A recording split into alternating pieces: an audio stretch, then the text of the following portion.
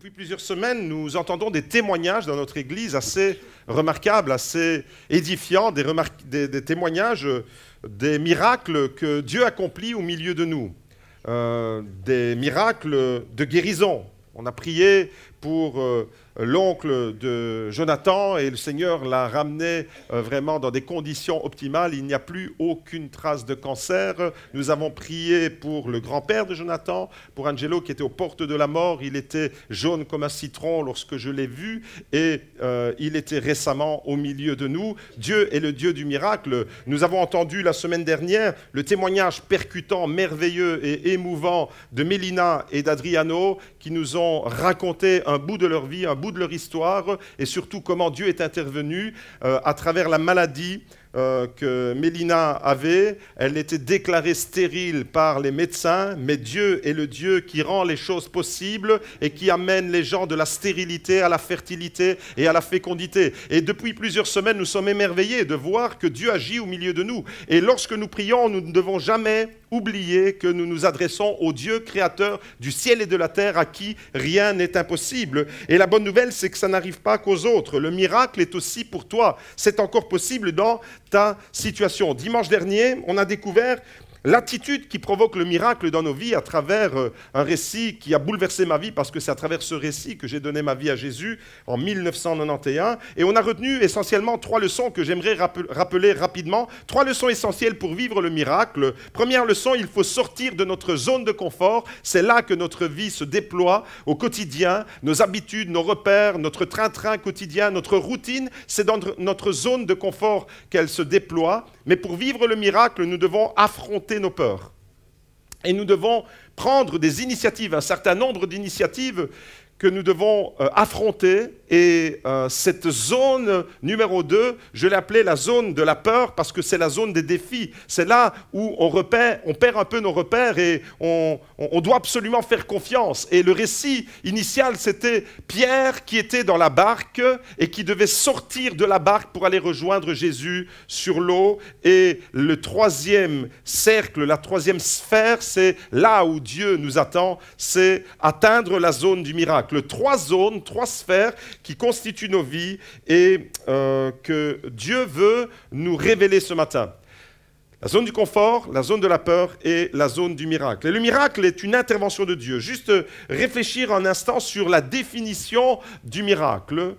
Ma définition à moi, c'est moi qui, je me dis, comment est-ce que je vais pouvoir parler du miracle au GLC Beaudour ce dimanche matin? Voici ce que je pense du miracle. Le miracle est une intervention de Dieu dans le cours ordinaire des choses qui nous amène à une victoire surnaturelle en vue d'une meilleure qualité de vie. C'est comme ça que je définis le miracle. Ce n'est pas seulement la seule définition que vous pourrez entendre, mais en tous les cas, c'est une intervention surnaturelle de Dieu dans le cours ordinaire de notre vie en vue de nous offrir une qualité de vie supérieure. Chaque fois que Dieu intervient de façon miraculeuse, c'est pour élever le niveau de notre vie. Et ce matin, j'aimerais vous parler des victoires, non pas des victoires qui sont comme ça ponctuelles à certains moments, mais des victoires régulières, des victoires qui améliorent notre vie au quotidien. Et j'aimerais vous parler ce matin tout particulièrement des victoires, de la victoire sur nos pensées. La victoire sur notre pensée, c'est le thème de ce matin, la victoire sur tes pensées. Vous savez, il n'y a pas un seul domaine de notre vie qui échappe à l'influence de vos pensées. Toute votre vie, elle est concernée. Derrière tout ce que vous faites, derrière toute initiative, derrière tout projet, il y a une pensée. Les pensées occupent la totalité de l'espace de notre vie. Et il paraît que nous avons plus de 50 000 pensées par jour. C'est assez extraordinaire. 50 000 pensées par jour nous traversent l'esprit. Alors il y a au total 86 400 secondes sur une journée de 24 heures. Si vous dormez 8 heures, c'est-à-dire si vous dormez 28 800 secondes, il vous reste 57 600 secondes pour le reste de la journée. Ça veut dire que vous êtes une machine à produire des pensées.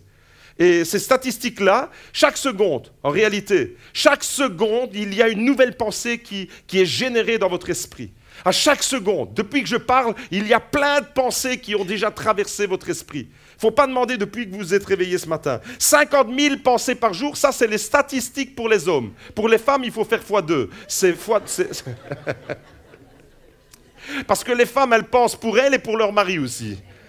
Et elles pensent surtout ce que leurs maris doivent penser. Vous voyez, donc vous pouvez multiplier par 3. Donc, de 50 000 pensées par jour, les femmes, vous arrivez à 150 000 pensées par jour. Vous êtes une machine à produire des pensées. C'est extraordinaire. On peut vous applaudir, les femmes. Alléluia.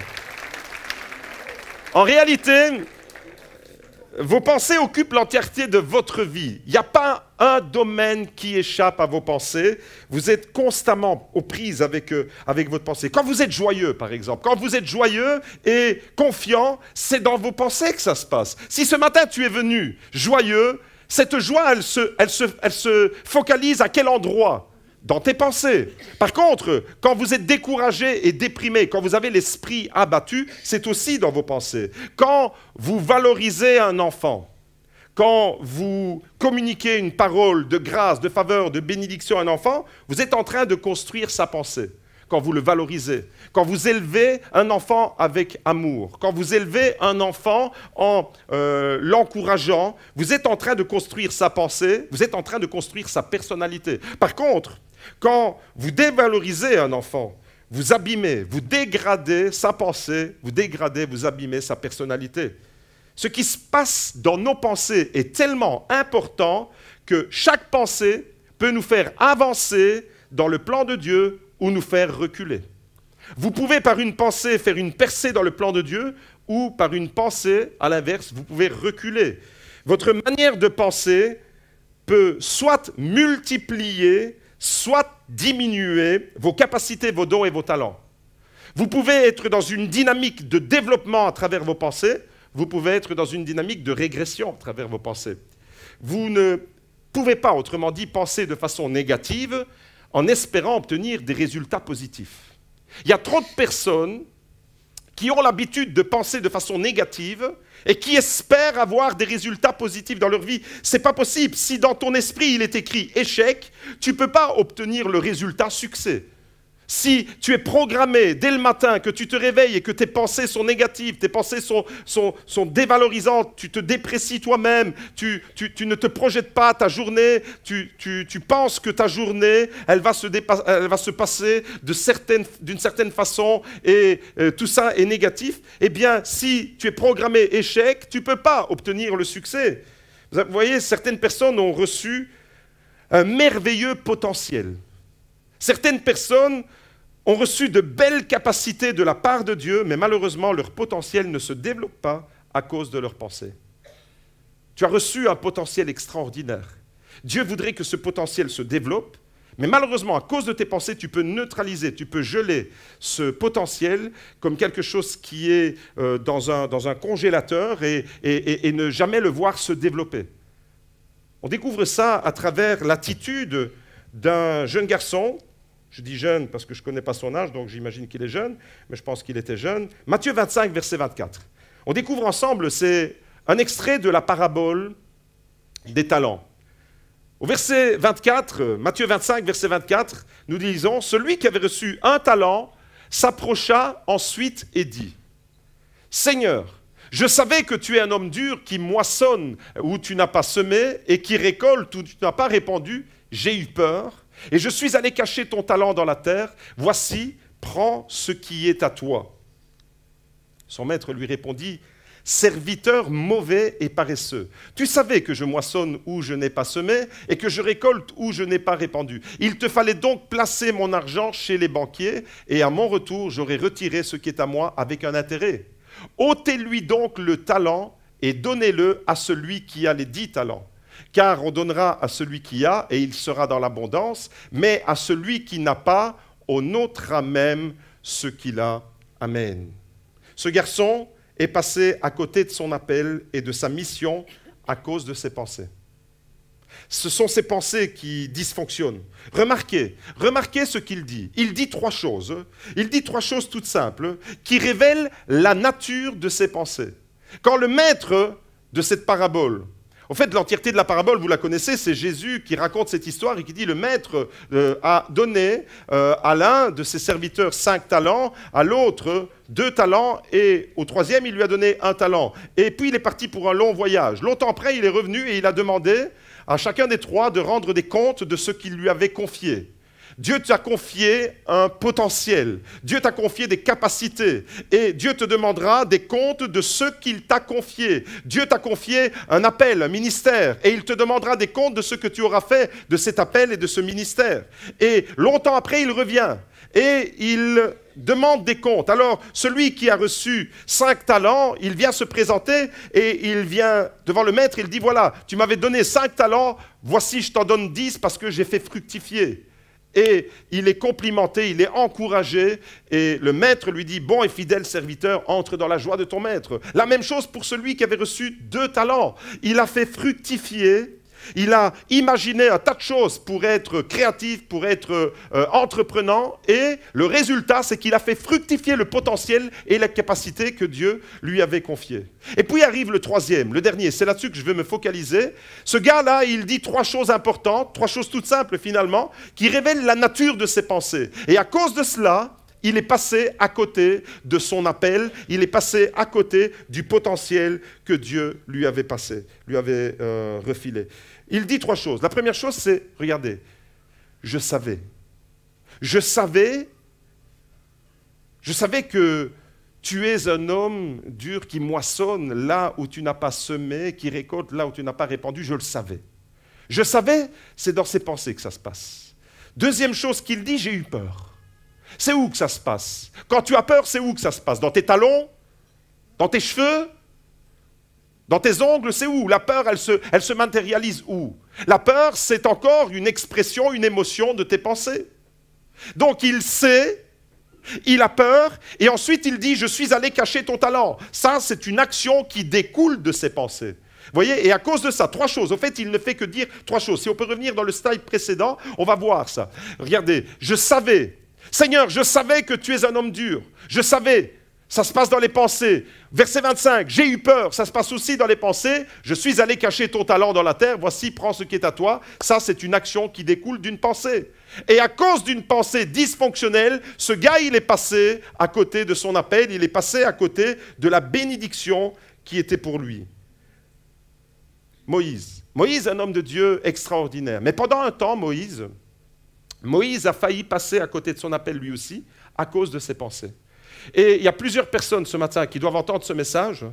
Tu es en train de risquer de passer à côté de ton appel à cause de tes pensées. À cause de ses pensées, Moïse a failli ne jamais entrer dans l'appel de Dieu. Au fait, en Exode chapitre 3, Dieu se révèle à Moïse au buisson ardent et lui confie une mission extraordinaire. La mission de Moïse, c'était... Tu dois te présenter devant Israël, devant le peuple de Dieu, et tu vas leur dire, je vais vous libérer de l'esclavage. Tu vas te présenter devant le Pharaon et tu vas dire, laisse partir mon peuple. Moïse avait une mission, il avait un appel, il devait agir comme un libérateur. Ça, c'est en Exode chapitre 3. En Exode chapitre 3, Dieu lui présente le programme. Dieu lui dit, voilà, je me suis révélé à toi, c'est moi qui serai avec toi, je ne t'abandonnerai pas, ne t'en fais pas, je serai dans le coup avec toi, tu ne vas pas y aller tout seul, tu ne vas pas y aller avec tes propres forces, je serai toujours avec toi, mais voilà la mission que je te confie. Ça, c'est en Exode chapitre 3. Exode chapitre 4, on découvre ensemble la réaction de Moïse. Exode chapitre 4, verset 1, regardez comment Moïse a failli passer à côté de son appel. Moïse répondit, ils ne me croiront pas. Ils ne m'écouteront même pas. Mais ils diront, l'Éternel ne t'est pas apparu. En fait, Moïse se fait un film. Quand Dieu lui parle, lui, il est dans l'imagination. L'imagination, c'est où que ça se passe dans ses pensées. Et au fait, on ressemble tellement à Moïse. On ressemble tellement de fois à Moïse. Quand Dieu nous parle, quand Dieu nous demande quelque chose, quand Dieu nous confie quelque chose, quand Dieu nous confie un potentiel, quand Dieu nous donne des capacités, quand il y a un appel particulier pour un ministère bien particulier, il est toujours avec nous. Et nous, on se fait toujours un film à la façon de Moïse. Moïse dit, ils ne me croiront pas. C'est dans ses pensées que ça se passe. Ils ne m'écouteront pas. C'est dans ses pensées qu'il fait ce raisonnement. En fait, il se fait un film. Ils diront même, l'Éternel ne t'est pas apparu. Vous voyez, des fois, on agit comme Moïse et on risque de passer à côté de notre appel. Des fois, c'est plus grave. Des fois, on va enterrer On va enterrer le talent, on va enterrer la mission, on va enterrer ce que Dieu nous a confié. Et là, c'est encore plus grave parce qu'on passe réellement à côté. Toute notre vie, on passe à côté de la volonté de Dieu. Toute notre vie, comme ce gars de la parabole. Mais après ça, je reviens avec Moïse. Après ça, Dieu va engager la conversation avec Moïse. Et moi, j'aime quand Dieu engage la conversation avec moi. Je ne sais pas si vous aimez parler avec Dieu.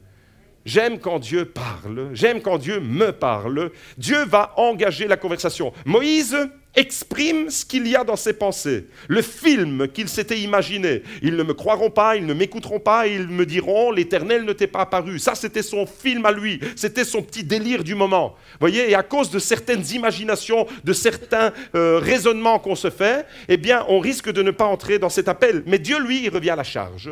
Et ce matin, il y a quelqu'un qui doit entendre, je reviens à la charge. Dieu revient devant toi et il engage la conversation avec Moïse. Pourquoi il engage cette conversation avec Moïse? Pour éduquer sa pensée.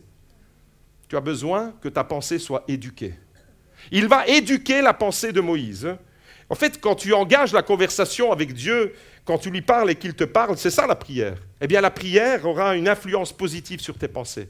Et là, Dieu va commencer à dialoguer avec Moïse. Et en dialoguant avec Moïse, il va structurer la pensée de Moïse. Il y a quelqu'un ce matin qui doit entendre que tes pensées sont en train de partir dans tous les sens, mais tu as besoin de la prière pour dialoguer avec Dieu, pour que Dieu mette de l'ordre dans tes pensées. Et il a fait avec Moïse. Et il a fait tellement de fois avec moi, parce que des fois je suis dans le délire aussi, des fois je me fais des films. Mais qui ici ne s'est jamais fait un film dans sa tête? Pour plein de choses. Vous croisez un frère, une sœur dans l'église, il était distrait, il ne vous a pas dit bonjour. Vous êtes en train de vous imaginer qu'il est en train d'organiser un complot contre vous. Il est en train de convoquer le KGB, la CIA, le Mossad pour faire un attentat dans votre maison. Alors que le gars, il était simplement distrait, il ne vous a pas salué. Mais vous êtes dans un délire. Pourquoi? Parce que vous êtes en train de faire fonctionner votre pensée, votre imagination. Et notre pensée, notre imagination, elle peut nous jouer des tours. Et bien souvent, elle nous joue des tours. Et Moïse a failli passer à côté. C'est un drame de faillir passer à côté de l'appel de Dieu. Mais c'est encore plus catastrophique quand tu prends l'appel de Dieu et tu l'enterres dans le fond d'un trou. Mes amis, j'aimerais vous dire, malheureusement, toi qui es là et qui entends ce message, tu peux passer à côté de l'appel de Dieu toute ta vie à cause de tes pensées. À cause de ce qui se passe en toi, des faux raisonnements que tu te fais, la fausse logique qui est en toi. Alors nous ne devons jamais minimiser l'importance d'une pensée. Nous ne devons jamais minimiser le pouvoir d'une pensée. Vous savez, toutes les plus belles réalisations que l'homme a pu mettre sur pied, toutes les plus belles réalisations, elles ont commencé où? Dans les pensées. Il a fallu la pensée d'un homme pour que toutes ces choses merveilleuses puissent s'offrir à vous. Et la pensée que tu as reçue de Dieu, c'est extraordinaire, la capacité d'une pensée. Tu ne dois jamais minimiser la capacité d'une pensée. Elles sont tellement importantes, nos pensées, que la Bible dit qu'elles se confondent même avec l'homme. Nous nous confondons avec nos pensées. Proverbe 23, verset 7, il est écrit « L'homme est tel que sont les arrière-pensées de son âme. » L'homme et la femme aussi. Et telles que sont les arrière-pensées de son âme. C'est-à-dire que c'est ta pensée qui constitue d'une certaine manière qui tu es. Ton identité, tu te la forges dans ta pensée. Ta réalité, tu te l'inventes, tu te la crées dans tes pensées. En fait, nous sommes le reflet de nos pensées. Notre vie n'est que la projection de nos pensées. Et nous créons à travers notre pensée, nous créons un environnement dans lequel on peut être épanoui ou dans lequel, malheureusement, on peut être complètement découragé. Et si dans tes pensées, tu es toujours dans la défaite, et si dans tes pensées, tu es toujours en train de dire « j'y arriverai pas, j'y arriverai pas, j'y arriverai pas », eh bien, le résultat, tu sais, c'est quoi? Tu n'y arriveras pas, tout simplement. Parce qu'il sera fait selon ce qu'il y a dans tes pensées. Nos pensées, par nos pensées, nous créons notre réalité, autrement dit. Et la Bible dit qu'il existe 3 sources importantes qui influencent nos pensées. On va les découvrir rapidement. C'est quoi qui influence notre pensée? La première source, c'est nous-mêmes. Nous sommes une usine à penser. 50 000 pensées par jour. C'est énorme, chaque seconde. Puisque vous avez 57 000 secondes à vivre quand vous ne dormez pas, vous avez 50 000 plus ou moins secondes devant vous pendant votre temps de réveil. Eh bien, c'est le temps pour chaque seconde une pensée. Vous êtes vous-même une source à penser. Nous sommes capables de produire des pensées à l'infini même. L'imagination, c'est la pensée. Nous avons une capacité d'imagination énorme, sans limite. Au fait, tu peux imaginer avec ta tête, et des fois, quand je regarde certains films, je dis, mais où est-ce qu'ils vont trouver ce scénario invraisemblable dans leur pensée? Comment certains compositeurs de musique vont te faire...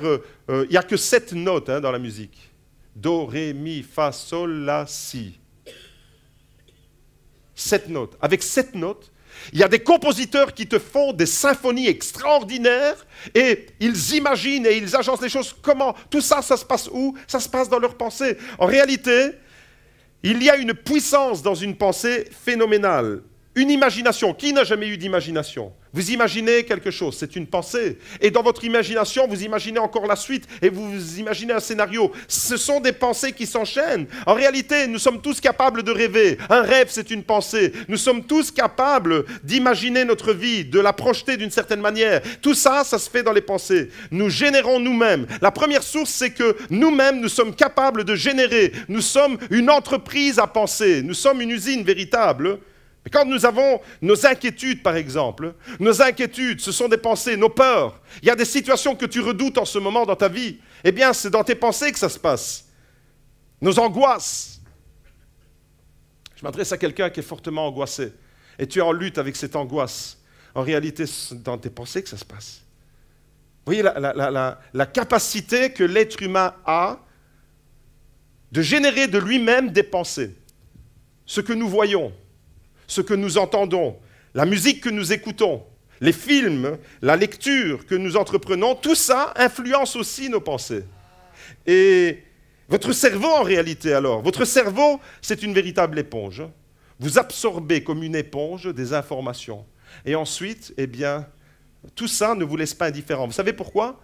Parce que toutes les informations que vous enregistrez vont se stocker quelque part. Vous n'oubliez rien.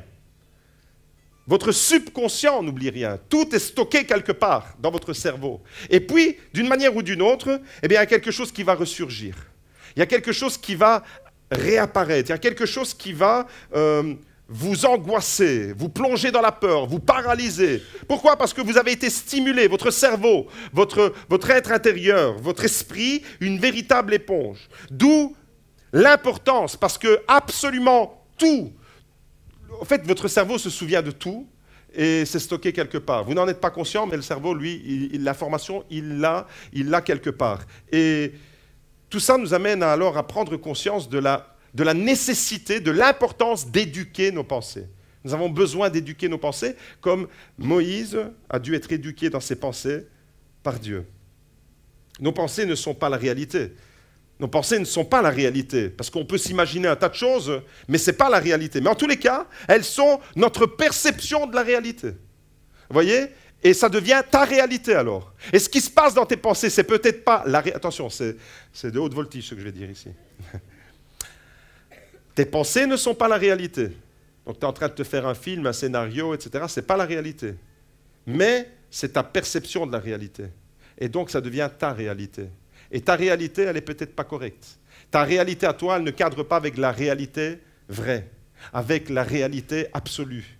C'est ta vérité à toi, c'est ta perception, c'est ton ressenti. Tu rentres quelque part et tu as l'impression que tout le monde te regarde et te dévisage. Ça, c'est ta réalité à toi. Mais en réalité, ce n'est pas le cas. Les gens, ils ne savent même pas que tu existes. Ils ignorent royalement ton existence. Tu es un illustre inconnu quand tu vas dans une foule quelque part, et toi, tu t'imagines que tu es qui? Le roi...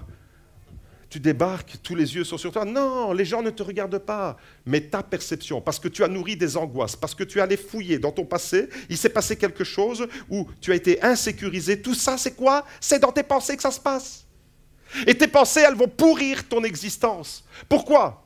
Parce que ta pensée devient ta réalité. En fait, tu vis dans un monde parallèle À cause de tes pensées, tu peux vivre dans un monde parallèle qui n'est absolument pas le reflet de la réalité. Et j'aimerais vous ramener à la réalité ce matin. Marc chapitre 7 nous dit combien nous sommes capables de nous-mêmes, par nous-mêmes, de générer des pensées. Malheureusement, des pensées qui sont toxiques. Nous-mêmes, nous les générons. Regardez, on découvre ensemble Marc chapitre 7 au verset 21. C'est Jésus qui dit, car c'est du dedans, à l'intérieur. Il est en train de parler des pensées. C'est du dedans, du cœur des hommes que sortent les mauvaises pensées. C'est de l'intérieur de toi. C'est toi qui fabriques ces pensées-là. Et ces pensées-là, c'est quoi? Les mauvaises pensées, c'est quoi? Prostitution, vol, meurtre, adultère, cupidité, méchanceté, ruse, dérèglement, regard envieux, blasphème, orgueil, folie. Toutes ces choses mauvaises sortent du dedans et rendent l'homme impur. En réalité, qu'est-ce qu'il est en train de dire, Jésus? Il est en train de dire, vous êtes une usine à produire des pensées, mais malheureusement, vous produisez des mauvaises pensées, et à cause de ça, vous êtes en train de pourrir votre existence, et votre existence, votre réalité, votre perception de la réalité, elle est complètement dysfonctionnelle. Pourquoi? Parce que tu te fais un film, mais ce film, il est loin de la réalité vraie. Et Jésus nous ramène alors à cette vérité absolue. La première source de tes pensées, c'est toi-même. C'est toi qui les génères. Et tu dois te mettre en phase alors avec la pensée de Dieu. Et c'est la deuxième source. La deuxième source, ce qui peut nous influencer, c'est Dieu. Dieu peut et veut influencer nos pensées. De nous-mêmes, on est capable d'imaginer tout ce qu'on vient de lire.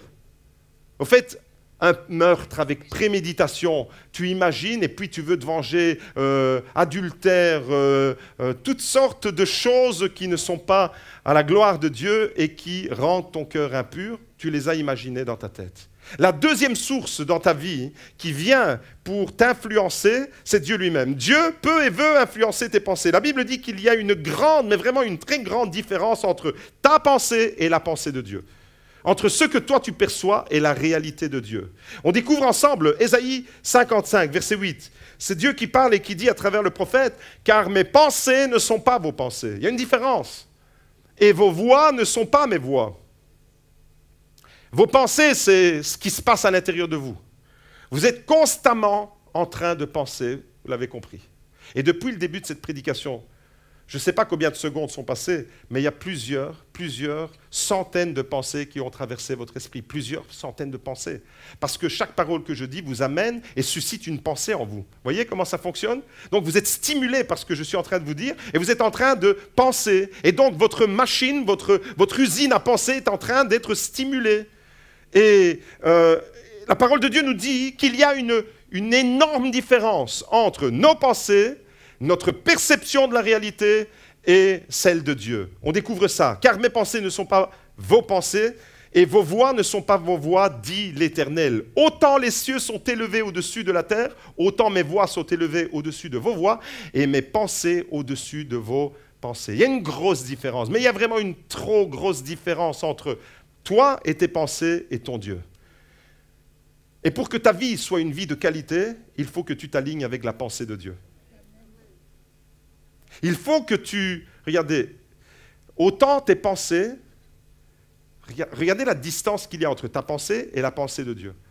C'est quoi qui sépare? Autant les cieux sont élevés au-dessus de la terre, autant mes voix sont élevées au-dessus de vos voix et mes pensées sont élevées au-dessus de vos pensées. Il y a un décalage énorme. Et Ésaïe, le prophète, prend l'exemple du ciel. Eh bien, vous savez, pour que la pensée de Dieu vienne nous rejoindre, le ciel est descendu sur terre en la personne de Jésus. Il est venu nous révéler la pensée de Dieu. Et c'est pour ça que la parole de Dieu nous dit, ayez les pensées qui étaient en Jésus-Christ. Ayez les sentiments qui étaient en Jésus-Christ. Mes amis, j'aimerais vous dire qu'à cause d'une pensée négative, tu peux passer à côté de l'appel de Dieu, tu peux enfouir ton talent et tu peux générer toutes sortes de mauvaises choses qui te mettent en décalage par rapport à la réalité de Dieu. La parole de Dieu nous dit que la pensée de Dieu, elle est, mais à des années-lumière de ce que nous, on peut imaginer. Éphésiens chapitre 4. Certaines personnes vivent même dans cette réalité-là. Quand tu ne connais pas Dieu, quand tu ne marches pas avec la pensée de Dieu dans ta vie, regardez ce qui se passe. Voici donc ce que je dis et ce que je déclare dans le Seigneur. C'est que vous ne devez plus marcher comme les païens qui marchent selon la vanité de leurs pensées. Donc le comportement, marcher selon la vanité de leurs pensées, c'est quoi? C'est adopter un comportement dans la vie en fonction de la vanité de tes pensées. Et ça, l'apôtre Paul dit que ce sont les païens qui marchent comme ça. Et comment ils marchent? Comment ils se comportent dans la vie? Quelle est leur marche, leur progression dans la vie? Qu'est-ce qui va orienter le choix de ces gens-là? C'est écrit, la réponse, elle est là devant vous, et je l'ai lu, la vanité de leurs pensées. La vanité de leurs pensées va conditionner la trajectoire. Comme le gars qui a enterré son talent, il avait reçu un potentiel énorme, il a pris son talent parce qu'il a eu peur, parce qu'il s'est fait un film, parce qu'il a fait un raisonnement, il est allé enterrer son talent. La vanité de ses pensées, le gars, il est passé à côté de son appel. Le gars, il est passé à côté du potentiel que Dieu lui avait donné. Je reviens ici aux païens, regardez. Voici donc ce que je dis. Là, c'est à nous, chrétiens, qu'il parle. Et ce que je déclare dans le Seigneur, c'est que vous ne devez plus marcher comme les païens. Avant, quand on ne connaissait pas Dieu, on avait une façon de procéder dans la vie, une manière de marcher dans la vie. Et cette manière de marcher, que tu sois chrétien ou non, c'est tes pensées qui gouvernent ta vie. En fait, c'est le champ de bataille le plus important. C'est tes pensées. C'est la victoire la plus extraordinaire que tu puisses remporter, c'est sur tes pensées. C'est pour ça que j'ai mis le thème de ce matin, c'est la victoire sur tes pensées. Parce qu'avec une pensée, tu peux te propulser dans le plan de Dieu. Avec une pensée négative, tu peux complètement t'exclure du plan de Dieu. Et ça, c'est dramatique. Vous ne devez plus marcher comme les païens qui marchent selon la vanité de leurs pensées. Ils ont l'intelligence obscurcie. L'intelligence, ça se passe où? Ça se passe dans nos pensées. Au fait, si tu as une pensée obscurcie, si tu as une intelligence obscurcie, eh bien, tu marcheras en fonction de ce que l'apôtre Paul dit des païens. Ils ont la pensée obscurcie, ils sont étrangers à la vie de Dieu à cause de l'ignorance qui est en eux, à cause de l'endurcissement de leur cœur, à cause de cette ignorance. L'ignorance, c'est quoi? C'est une absence de connaissance dans tes pensées. Voyez le résultat?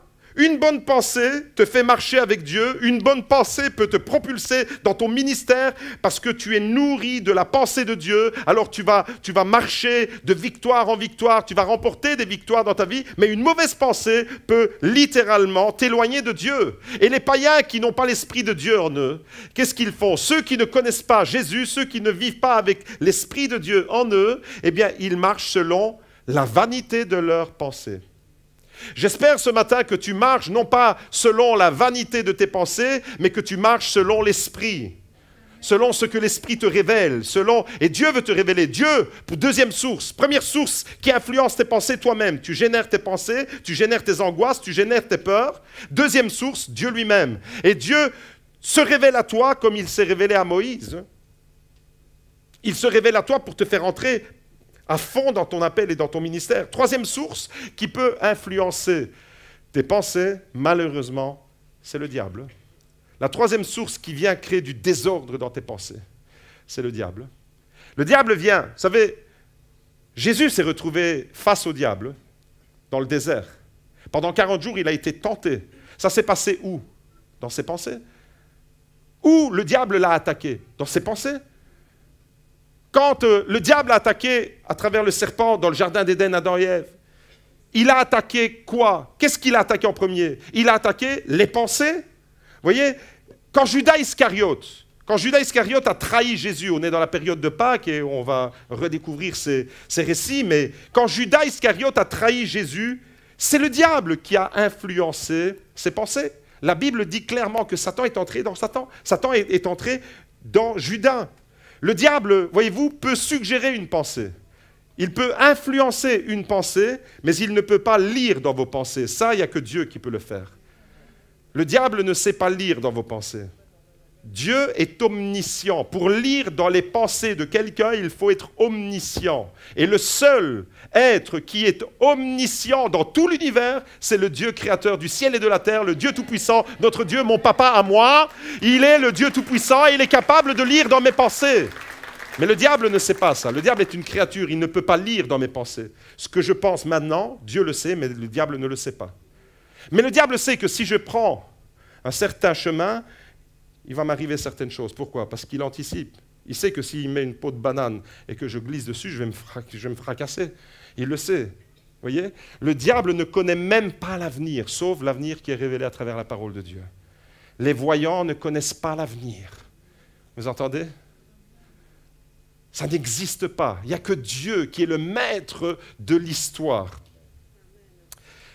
Et l'histoire, il connaît le passé, le présent et le futur, parce qu'il est ton Dieu. Donc Dieu est la source de la connaissance absolue. Malheureusement, le diable peut influencer nos pensées, comme Judas a été influencé dans ses pensées. Quand Jésus a posé la question aux disciples, au dire des gens, « Qui suis-je, moi ?» Simon-Pierre fait une déclaration extraordinaire. Il dit, tu es le Christ, le Fils du Dieu vivant. Et Jésus lui dit, waouh, ce n'est pas la chair et le sang qui t'ont révélé ces choses, c'est mon Père qui est dans le ciel qui t'a révélé ces choses. Peu de temps plus loin, juste quelques versets plus bas, toujours dans le même récit. Jésus est en train d'expliquer aux disciples qu'il doit être sacrifié, qu'il doit offrir sa vie, qu'il va mourir, qu'il va être crucifié, qu'il va mourir et après 3 jours, qu'il va ressusciter. Et Pierre, qui venait de faire une déclaration, parce que Dieu lui avait révélé qui était Jésus, dit, ça n'arrivera jamais ça. C'est impossible que ça arrive. Et Jésus répond à ce même Pierre, arrière de moi Satan. Arrière de moi Satan. Comment ça se fait qu'en l'espace de, le même passage, en l'espace de 2-3 versets, Jésus dit à Pierre, c'est mon Père qui t'a révélé ces choses, et tu lis le texte, même pas 10 secondes après, tu tombes sur cette déclaration où Jésus dit, arrière de moi, Satan. Pourquoi? Parce que Satan peut suggérer des idées, Satan peut influencer, c'est ce qu'il fait. C'est ce qu'il fait avec les médias, c'est ce qu'il fait avec les réseaux sociaux, c'est ce qu'il fait... Je m'adresse aux parents, j'ouvre une parenthèse. Attention à ce qui entre et ce qui façonne la pensée de votre enfant. TikTok, toc-tic, tic-tac. Il y en a toutes sortes. Instagram, piqué, collégramme, bourré, ratatam, Amstramgram. J'ai l'impression, quand j'entends le mot Instagram, que je descends dans la cour de récréation quand on mettait notre pied comme ça. Amstramgram, piqué, collégramme. Vous connaissez ça? Ou c'était seulement à Liège? Ici aussi, Amstramgram, ça existe? Ouais, alors on est tous fans d'Instagram. Tout ça, c'est beau quand on sait l'utiliser, mais le cerveau d'un enfant, si ton cerveau est une éponge qui absorbe toutes les informations, il ne faut pas demander le cerveau d'un enfant. Et ça, les publicitaires, ils l'ont compris. Et alors, qu'est-ce qu'ils font? Ils mitraillent. Bam, bam, bam, bam, bam. Pourquoi? Parce que dans la société, aujourd'hui, ma fille me dit, mais j'ai dû stopper un dessin animé parce que dans le dessin animé, il y avait 2 gars qui étaient en train de se stecker. Ça devient la banalité. En faisant ça, celui stecker, tout le monde sait ce que ça veut dire. En train de se rouler une pelle, c'est ça que ça voulait dire. Et au fait, qu'est-ce qui se passe dans la société actuelle? Eh bien, on est en train d'infiltrer pour atteindre quoi? C'est quoi le but? C'est de façonner la pensée. La pensée d'un enfant qui va grandir avec une réalité. Il va croire que c'est la réalité vraie.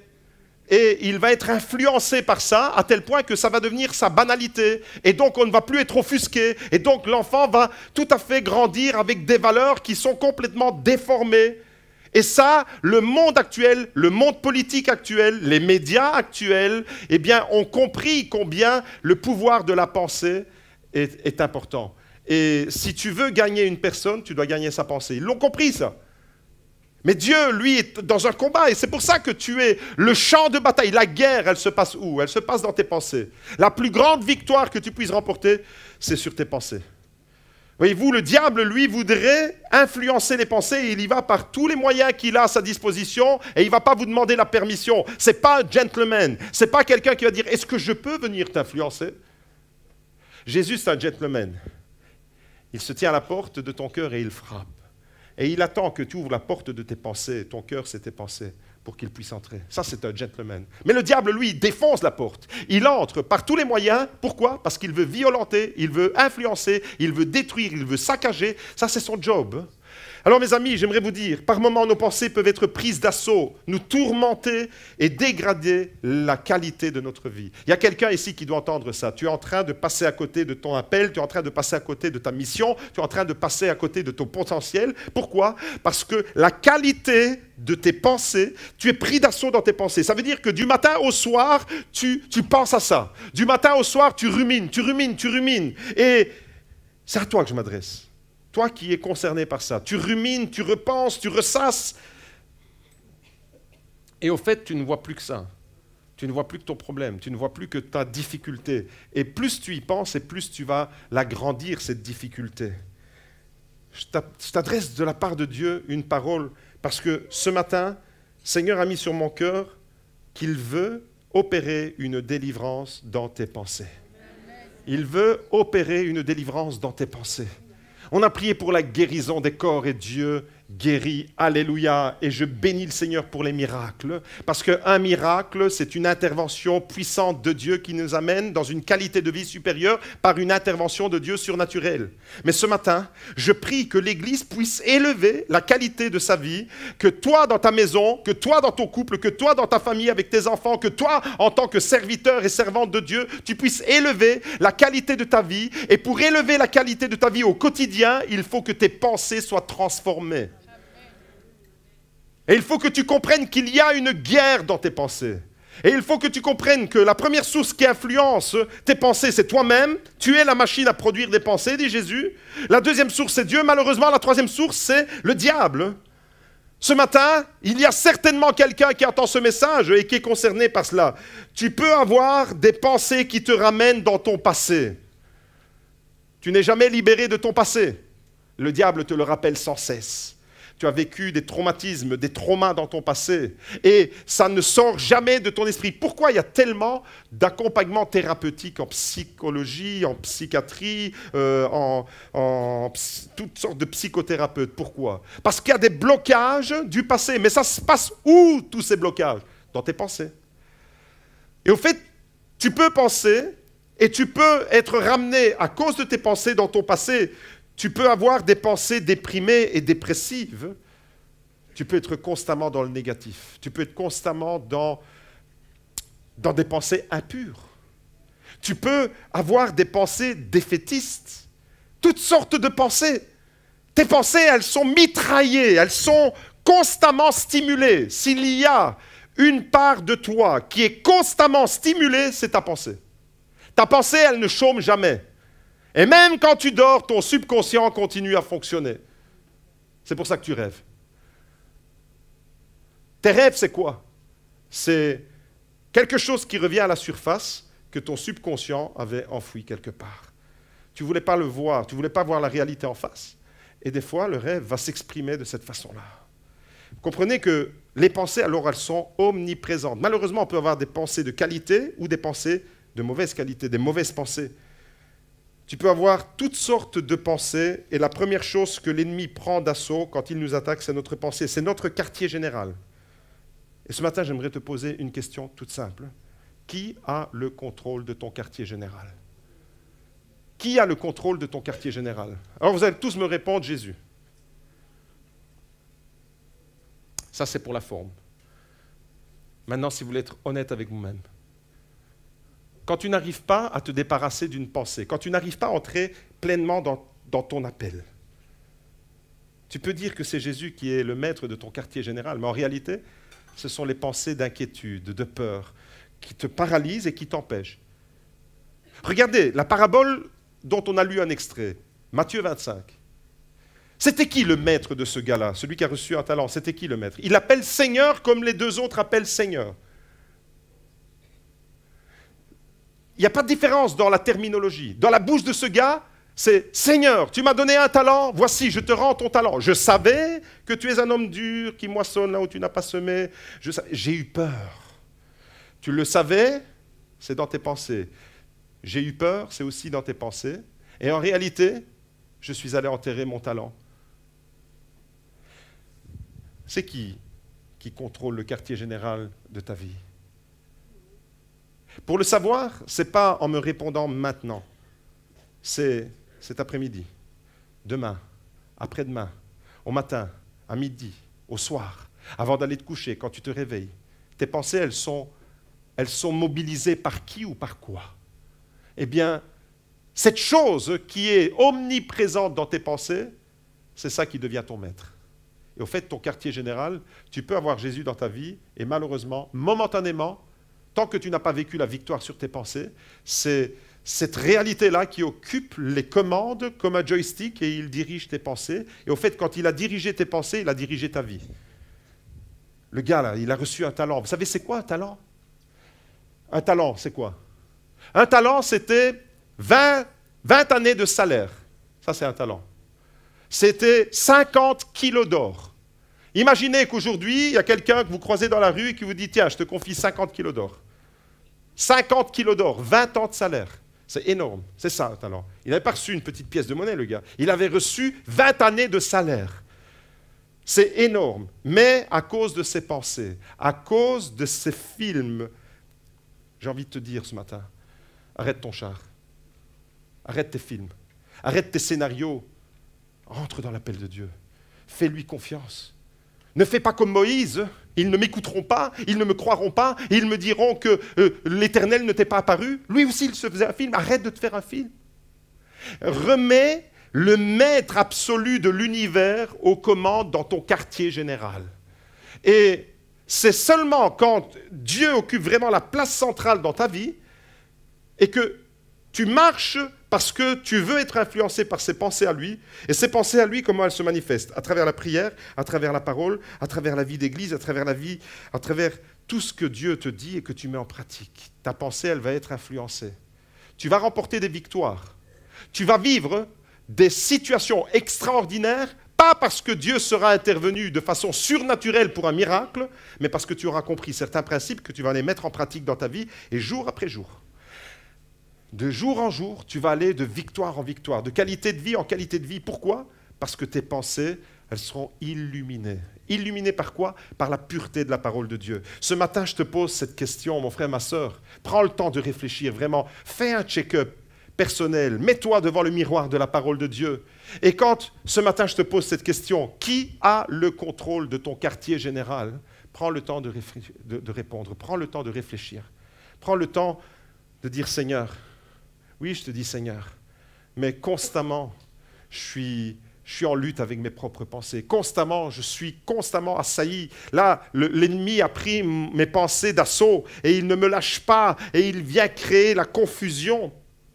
J'aimerais te dire ce matin, et j'aimerais que tu réalises, et c'est pour ça que Dieu a déposé ce message sur mon cœur, c'est que la plus grande victoire que tu puisses remporter dans ta vie, c'est sur tes pensées. C'est la plus grande victoire. Parce que quand tu remportes cette victoire, en réalité, le reste de ta vie en découle. Autrement dit, la plus grande défaite que tu puisses remporter dans ta vie, c'est quoi? C'est dans tes pensées aussi que ça se passe. Vous comprenez alors que tes pensées vont orienter une qualité de vie ou une vie désastreuse. La plus grande victoire, et ce matin, le champ de bataille, là où la guerre intergalactique se déploie, c'est dans tes pensées. Tu es le champ de bataille. Tes pensées sont le champ de bataille. Et il y a 3 équipes qui, d'une certaine manière, s'affrontent. Ce n'est pas 1 contre 1. C'est 3 qui s'affrontent. Il y a toi, il y a Dieu et il y a l'ennemi. Qui occupe le quartier général de ta vie? J'aimerais te dire, tu seras un vainqueur dans la vie. Absolument, tu seras un vainqueur dans la mesure où tu es vainqueur dans tes pensées. Tu ne peux pas dire « je suis plus que vainqueur » si dans tes pensées tu ne vis pas la réalité de la victoire de la croix. Tu comprends que tu dois absolument laisser ta pensée être imprégnée par la victoire de Dieu pour entrer dans cette victoire. C'est pour cette raison que la Bible nous dit en Proverbe 4, verset 23, « Garde ton cœur plus que tout ». Proverbe 4, verset 23. Garde ton cœur. Ton cœur, c'est là où les pensées sont générées. Garde l'usine à produire les pensées. Plus que tout, car c'est de lui que viennent les sources de la vie. Ton cœur, c'est ton quartier général, tu l'as compris. Ton cœur, c'est là où tes pensées sont fabriquées, générées. Et si vous désirez alors avoir une vie de qualité, vous allez devoir entretenir des pensées de qualité. Des pensées de qualité. Ça veut dire que je vous donne juste un conseil ce matin. Un conseil que vous pouvez appliquer le matin et le soir. Commence et termine tes journées dans la joie. La joie, c'est quoi? Regardez, rien qu'à voir cette photo, moi je suis dans la joie. La joie, c'est quoi? C'est tu commences ta journée et tu dis, je suis dans la joie. Je suis dans la joie, pourquoi? Parce que tes pensées ont été nourries par les promesses de Dieu, par la parole de Dieu, par la présence de Dieu. Et tu peux commencer une journée dans la joie. Comment tu as commencé ta journée quand tu t'es réveillé ce matin? Quelle était ton humeur? Est-ce que tu as encore crié sur ton mari parce qu'il a laissé traîner des choses dans la cuisine? Moi, je suis parti trop tôt de la maison, donc ce n'est pas arrivé. Pour une fois, ce n'est pas arrivé. Le Philistin a dû être chassé. Comment tu t'es réveillé ce matin? Commence ta journée. Je vous assure que si tu commences ta journée dans la joie et que tu scelles, tu termines ta journée dans la joie, tu commences dans la joie, ça se passe dans tes pensées, tu termines dans la joie, ça se passe dans tes pensées, je vous assure que la qualité de votre vie, ça va augmenter.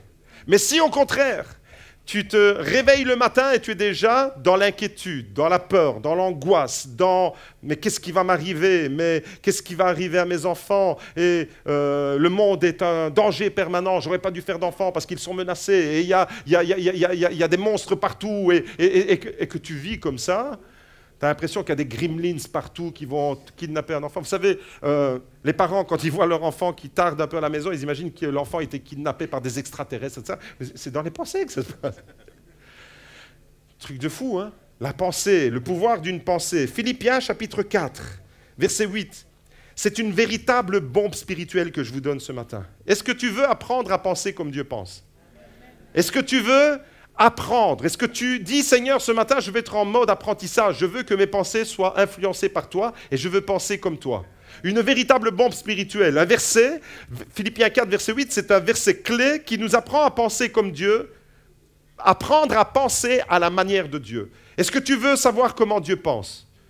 Est-ce que tu veux penser comme lui, il pense? Alors on découvre ensemble et on va se laisser imprégner. L'équipe de louange peut me rejoindre. On va se laisser imprégner par cette parole. Au reste, frères, que tout ce qui est vrai, tout ce qui est honorable, tout ce qui est juste, tout ce qui est pur, tout ce qui est aimable, tout ce qui mérite l'approbation, ce qui est vertueux et digne de louange, soit l'objet de vos pensées. Alléluia! Voilà comment Dieu y pense. Regardez, j'ai souligné les mots-clés. Ça, c'est un verset clé, c'est de la bombe spirituelle. Si tu appliques ça dans tes pensées, ta vie de qualité, elle va être là. Tu vas entrer, tu commences dans la joie. Vous savez pourquoi je le dis, commencer dans la joie et terminer dans la joie? Parce que l'épître aux Philippiens, où Paul dit ces choses, dans tous les chapitres, presque dans un verset sur 10, ça parle de la joie. Et juste dans les versets qui précèdent, l'apôtre Paul dit, je le répète, je le répéterai encore, je le répéterai toujours, soyez joyeux, soyez toujours joyeux, soyez dans la joie. Quand l'apôtre Paul dit ça, il était en prison. Les gars, je suis en train de vous dire qu'un gars vit dans la joie, ses pensées n'étaient pas conditionnées par sa réalité extérieure, mais par les promesses de Dieu. Et il est capable de dire, soyez dans la joie, alors que lui-même est emprisonné. Et puis il nous dit, pour que tes pensées soient des pensées de qualité, je vais te dire comment tu dois penser. Regardez, au reste, frères, prenez le temps de méditer, savourer ça, c'est une vitamine, la P480. C'est comme ça que je vais l'appeler. Au reste, frères, que tout ce qui est vrai, la vérité, mais la vérité, pas ta vérité à toi, pas la vérité que tu t'es inventée, pas la vérité que tu t'es imaginée, non, la vérité vraie. Que tout ce qui est vrai. Ce matin, la vérité, elle doit imprégner ta pensée. La vérité sur toi. Le diable t'a menti. Le diable t'a dit, tu es un bon rien. Le diable t'a dit, tu n'y arriveras pas. Le diable t'a dit, tu ne rentreras jamais dans l'appel de Dieu. Le diable t'a menti et tu vis avec le mensonge. Tes pensées sont contaminées par le mensonge. Et tu t'es installé dans une forme de vie d'échec parce que tu as cru au mensonge du diable. Mais ce matin, on va évacuer. Comment est-ce qu'on évacue une mauvaise pensée? En la remplaçant par une bonne pensée. Si tu es focalisé sur la mauvaise pensée, elle ne sortira jamais de ta vie. Mais au lieu de t'attarder sur la mauvaise pensée, viens mettre une bonne pensée à la place. La vérité. Ce matin, je voudrais faire un appel. Combien de personnes veulent dire, Seigneur, je veux être impacté, je veux être influencé dans mon quartier général par la vérité. La vérité. Ça, c'est le point 1. Regardez, il y a 8 points. Il y a 8 choses que tu vas déclarer sur ta vie pour que tu puisses être vraiment influencé à la manière de Dieu. La deuxième chose, c'est que tout ce qui est honorable, l'honneur. Seigneur, je veux vraiment que mes pensées soient des pensées honorables, pas méprisables. Que mes pensées soient imprégnées de l'honneur de Dieu. Que mes pensées soient imprégnées de cet honneur qui te revient. De ce qui est juste aussi. Tout ce qui est juste, la justice. Seigneur, je veux que mes pensées soient imprégnées par la justice. Quatrièmement, ce qui est aimable. Seigneur, je te prie que mes pensées soient influencées par l'amour. Ensuite, Seigneur, je te prie, ce matin, l'appel, c'est une prière que tu fais. Je te prie que mes pensées soient influencées par ce qui mérite l'approbation. Seigneur, je veux que quand tu lis dans mes pensées, parce que tu es le seul capable de le faire, que tu puisses dire, ça mérite l'approbation. Ça mérite l'approbation. Mon enfant, dans tes pensées, tu m'honores. Et parce que dans tes pensées, tu m'honores, ta vie va découler de tes pensées. La qualité de ta vie va découler de la qualité de tes pensées. Mais pour que la qualité de tes pensées soit omniprésente, voilà le programme ce matin, il est devant toi.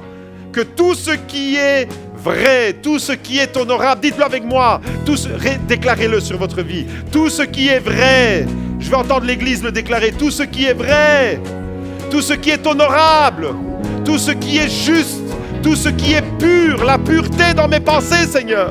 La pureté dans mes pensées, la pureté sexuelle dans mes pensées, Seigneur. Voilà ce que je réclame. Tout ce qui est aimable, Seigneur, ton amour qu'il vienne influencer, ton amour qu'il vienne m'influencer. Tout ce qui mérite l'approbation, tout ce qui est vertueux. Le contraire de la vanité, tout ce qui est vertueux, tout ce qui est digne de louange, soit l'objet de mes pensées. Dis que tout ça soit l'objet de mes pensées. Seigneur, viens imprégner mon esprit. Seigneur, j'ai besoin de toi. Et la bonne nouvelle ce matin, tu sais c'est quoi? C'est que tu peux donner une nouvelle orientation à tes pensées. Alléluia. Puisque chaque seconde tu penses, maintenant, je suis en train de dire, maintenant, tu peux donner une nouvelle orientation à tes pensées. Étant donné que chaque jour, tu produis plus de 50 000 pensées par jour. Les femmes, vous faites x2. Étant donné que chaque seconde, il y a une nouvelle pensée qui est générée en toi, tu peux maintenant. Maintenant, tu es en train de penser. C'est maintenant. Je suis en train de dire maintenant. Je ne suis pas en train de dire demain, je suis en train de te dire maintenant. Tu peux donner une nouvelle orientation à tes pensées. Tu peux dire, Seigneur, on m'a menti. On m'a menti sur ton compte, on m'a menti sur mon compte. Le diable m'a menti, le diable m'a fait croire que j'étais une mauviette. Le diable m'a fait croire que j'étais un bon à rien. Le diable m'a fait croire que je n'y arriverais pas. Le diable m'a piétiné. Le diable a fait un assaut dans mes pensées. Mais ce matin, je déclare, Jésus-Christ, prends les commandes de mon quartier général. Prends les commandes de mes pensées. Seigneur, ce matin, mon frère, ma soeur, Dieu te dit, tu peux prendre un nouveau départ dans tes pensées. Tu peux mettre ton logiciel à jour. Fais une mise à jour de ton logiciel pensée. Tu peux mettre à jour ton logiciel joie. Il y a trop de gens qui ne vivent pas dans la joie. Seigneur, ce matin, je fais un reset. Tout ce qui est tristesse, tout ce qui est peine, tout ce qui est angoisse, tout ce qui est peur, je l'éjecte au nom de Jésus. Je fais un reset, je fais une mise à jour de mon logiciel et la joie vient s'installer dans ma vie.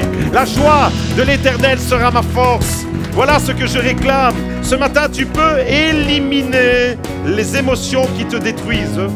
Une émotion, c'est une pensée. Tu peux l'éliminer. Ce matin, tu peux dire, je refuse cette émotion. Je refuse, je la rejette au nom de Jésus. Je n'ai pas besoin d'une pensée toxique. Ce matin, tu peux faire comme Philippiens 4. Et j'aimerais terminer en te donnant une deuxième bombe spirituelle. La première, c'est Philippiens 4. La deuxième, c'est Éphésiens 4. Éphésiens, chapitre 3, au verset 19. Ça, c'est une bombe extraordinaire parce que la Bible dit qu'il y a une puissance qui peut agir sur nos pensées. Dieu peut faire infiniment au-delà. Il y a une puissance qui agit en nous, dit l'apôtre Paul. Et ce matin, cette puissance, c'est le Saint-Esprit. Dieu peut faire infiniment au-delà de tes pensées. Dans tes pensées, tu es bloqué, mais Dieu peut faire infiniment au-delà. Dans tes pensées, qu'est-ce que tu vois? Tu vois le blocage. Financièrement, je n'y arrive pas. Financièrement, je suis bloqué. Dans tes pensées, tu te dis, je n'entrerai jamais dans mon appel. Je suis là, je veux répondre à Dieu, mais je suis bloqué dans mes pensées, je n'y arrive pas. Pourquoi? Parce qu'il y a toutes sortes de films et de raisonnements. Mais ce matin, Dieu te dit, tes blocages sont là, mais je peux agir en toi de telle manière que toi, dans ta situation, tu vas vivre au-delà de ce que tu demandes dans ta prière et de ce que tu penses. Il est le Dieu de l'infiniment plus. Dites-le avec moi. Il est le Dieu de l'infiniment plus. Il est le Dieu de l'infiniment au-delà. Il est le Dieu qui vient impacter ma pensée et qui vient me propulser dans une destinée glorieuse. Ce matin, il n'y a qu'un seul nom. C'est le nom de Jésus. Et à tous ceux qui veulent dire à Jésus, prends les commandes de mon quartier général. Je vous invite à lever les mains et même si vous désirez vraiment vous démarquer ce matin, venez devant. On va prier ensemble que Jésus prenne vraiment les commandes de ton quartier général. Ce matin, démarque-toi et dis-lui, Seigneur, j'en ai assez avec mes pensées de destruction. J'en ai assez avec mes pensées qui me recalent, avec mes pensées qui m'excluent. J'en ai assez. Je ne veux plus vivre dans cette mentalité. Je ne veux plus vivre dans cette situation qui me pénalise. Je veux entrer dans ton appel. Je veux entrer pleinement. Je veux croire ce matin que ce matin, Jésus, c'est toi qui prends les commandes de mon quartier général. À toi la louange. Son nom est merveilleux. Son nom est majestueux. Il est le Dieu du miracle. Ce matin, donne-lui gloire. Je t'invite à louer Dieu. À travers la louange, tu influences tes pensées à la façon de Dieu. À travers ta louange, ce matin, dis-le-lui. Ce matin, proclame la gloire de Dieu. On va chanter ensemble, on va lever les mains et on va lui dire ce nom.